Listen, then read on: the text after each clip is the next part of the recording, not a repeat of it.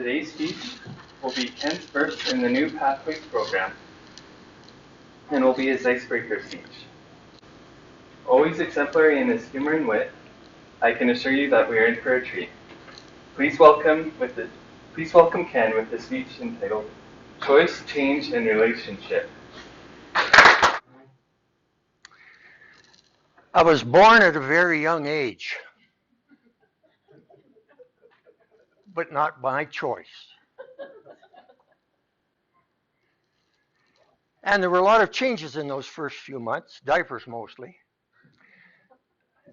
And gradually, I developed a relationship with the family. It's interesting that choice, change, and relationship have marked a number of turning points in my life. As a youth, I finally realized that Jesus Christ didn't come to improve religion, he came to replace it. He didn't come to make bad people good, he came to make dead people alive. He said, I came that you might have life and have it abundantly. And I realized and learned that he lived, died, and rose again so that my sins could be forgiven, so I could have a life that went beyond death and have a relationship with God. So I put my faith and trust in him, yielded to him as Lord, and that provided a focus for the rest of my life. In 1970, I graduated from the University of Alberta with a Master of Science in Agricultural Engineering. And I chose to receive a job offer from Agriculture and Agri-Food Canada in their engineering research service in Ottawa. Moved there and spent the next 33 years working with agricultural researchers right across the country. In those first few years in Ottawa, I met and fell in love with a gal by the name of Barb Howitt.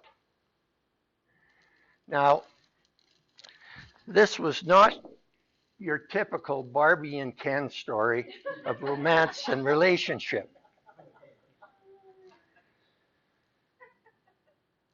We got to the point where I proposed to her, and both of us realized that marriage was a choice.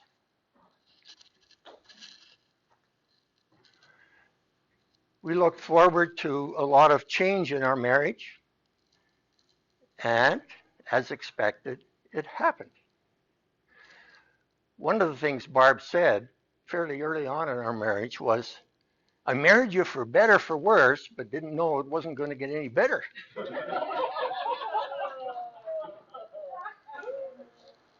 In 1996, I faced a career choice, a pink slip or a packing slip. I chose the latter. We relocated from Ottawa to Lethbridge. Soon after I arrived in Lethbridge, I was invited to join a newly forming Toastmasters club called Dynamically Speaking Toastmasters. I joined, and my initial goals were focused on public speaking that I could apply professionally at church and in volunteer organizations. I think I've had the shortest speech evaluation on record in our club. Your opening and your conclusion were too far apart.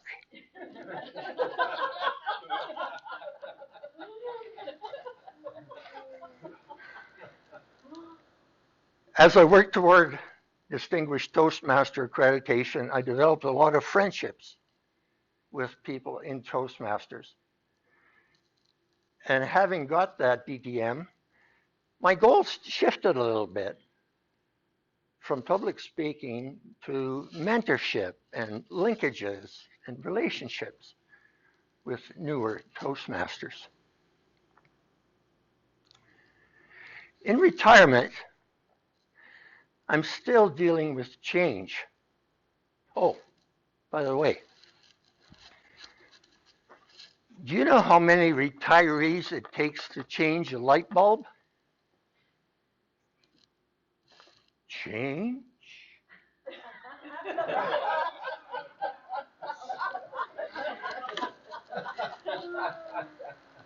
And I'm still working on relationships with my Lord, my wife, my family, my friends inside and outside of Toastmasters.